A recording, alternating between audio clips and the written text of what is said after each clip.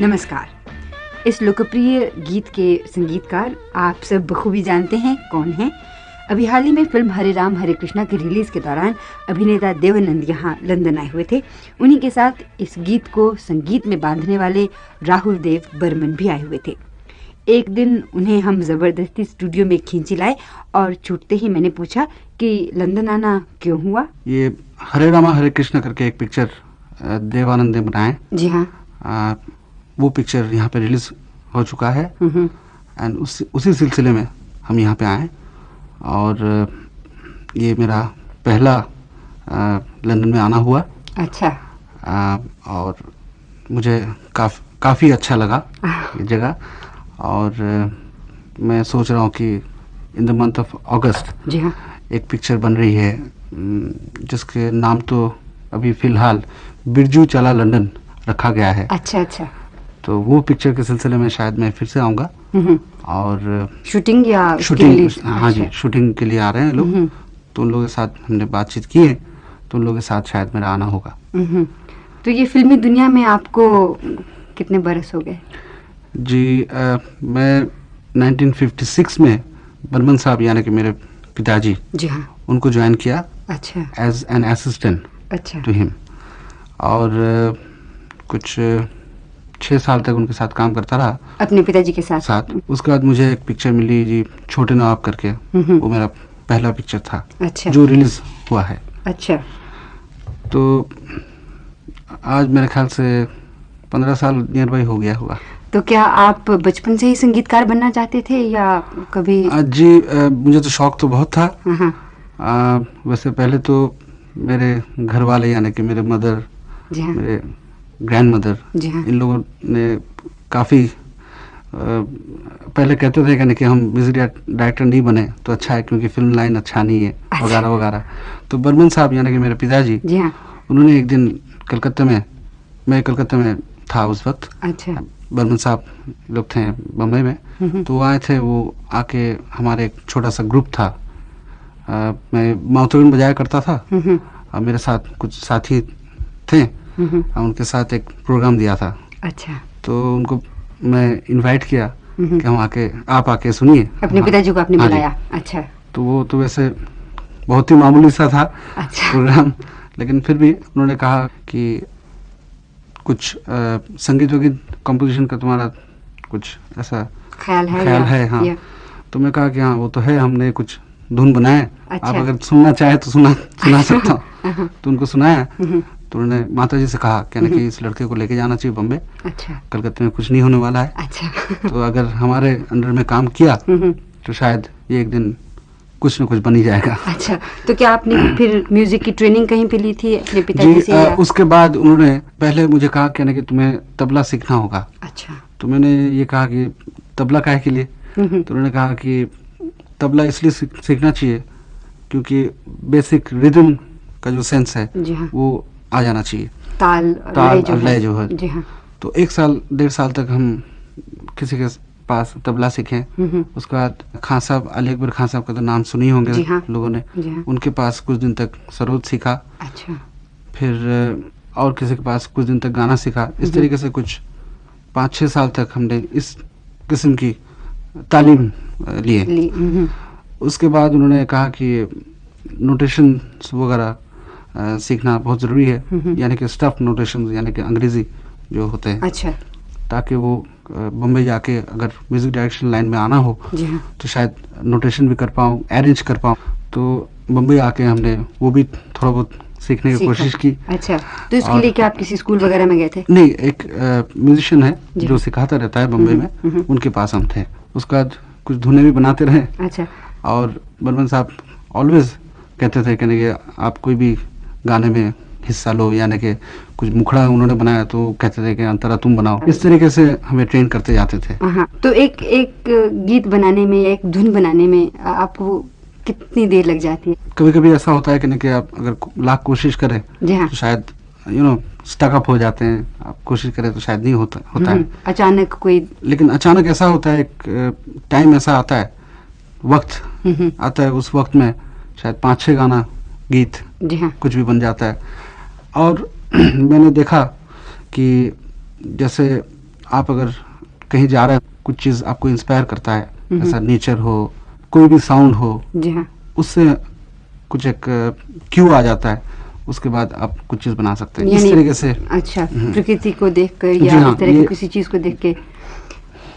तो जब आपको किसी फिल्म का कॉन्ट्रैक्ट मिलता है या किसी फिल्म के लिए आप जब संगीत देने वाले होते हैं, तब क्या आपको गीत दिया जाता है पहले या आप धुन बनाते हैं पहले? वो भी डिपेंड करता है कि पिक्चर है, जी हाँ, कौन सा सिचुएशन है, कैसा सिचुएशन है।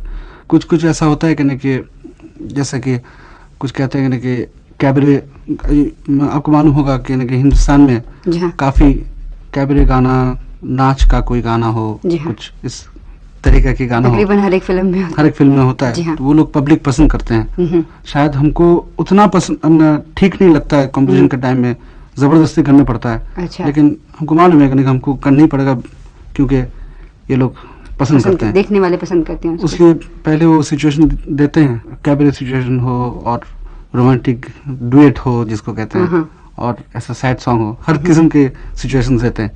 तो उसके ऊपर हमको सोचना पड़ता है, एक एक गाना उसके हिसाब से बनाते हैं हम लोग। कोई ऐसा गीत भी होता है जो आपको नहीं पसंद लेकिन आपको बनाना ही पड़ता है? हाँ, ये क्योंकि फिल्म में है, क्योंकि आपको उसके लिए कहा गया है। जी हाँ, ये भी होता है। कोई ऐसा गीत अक्सर होता है, आप बता सकेंगे क्या ऐसा गीत? वो तो याद तो नहीं, होते हैं ऐसे गाने, गीत तो होते ही, लेकिन फिर भी हम लोग का क्या हो गया जी, ऐसे गाना देते हैं, वो हैबिट बन गया एक।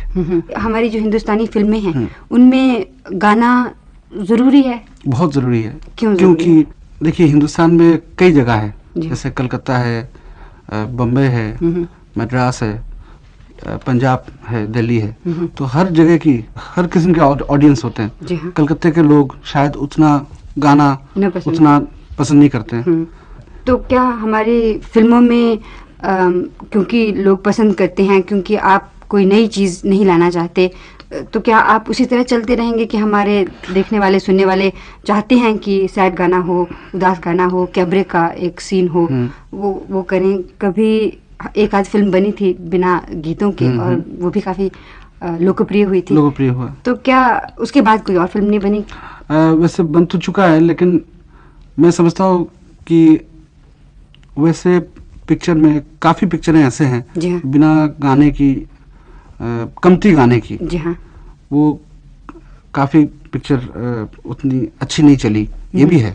तो क्या किसी फिल्म के लोकप्रिय होने में संगीत का, गीतों का भी बहुत ज़्यादा हाथ है? बहुत ज़्यादा हाथ। हमारे देश में लोग गाना ज़्यादा पसंद करते हैं। जी हाँ, फिल्मों में संगीत देते हैं, गाने बजाते हैं। मैंने अधिकतर देखा है कि जो इंसिडेंटल म्यूजिक होता है, बैकग्राउंड म्यूजिक होता है फिल्म में, उस पर इतना ध्यान नहीं दिया जाता। उसके बहुत सारे कारण हैं जी। उसका कारण एक है, हमारे मुल्क में जब एक रिलीज फिक्स होता है, जी हाँ, एक पिक्चर जब तैयार हो जाता है जी, और रिलीज फिक्स जब होता है वो बहुत लेट कहा जाता है, यानी कहते हैं कि नेक्स्ट मंथ हमारी पिक्चर रिलीज होने वाला है। अच्छा, आप 7 रोज में बैकग्राउंड म्यूजिक बना दीजिए। तो मुझे ऐसा लगता है कि 7 रोज में बैकग्राउंड बनाना, जी हाँ, उतना करना भी बहुत है जो हम लोग करने की कोशिश करते। क्या आप उसी वक्त साथ फिल्म के साथ आप उसका बैकग्राउंड म्यूजिक तैयार नहीं कर सकते? हम लोग क्या करते हैं, ये हर आदमी के हर कॉन्सेप्शन है, वे ऑफ वर्किंग है।